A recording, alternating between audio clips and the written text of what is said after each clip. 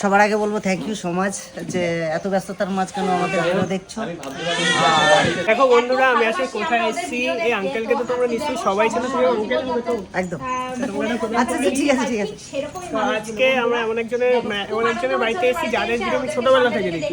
আমি যখন ছোট ছিলাম ইউটিউব সম্বন্ধে কিছু জানতামও না, চ্যানেল খোলা তো দূরের বিষয়, তখন থেকে আমি তোমাদের ভিডিও দেখি, মা দেখতো তোমাদের রান্নার ভিডিওগুলো, তো তবে থেকে দেখি।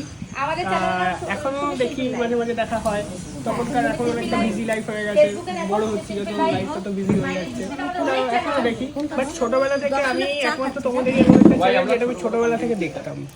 সবার আগে বলবো থ্যাংক ইউ সো মাচ যে এত ব্যস্ততার মাঝখানে আমাদের ভিডিও দেখছো।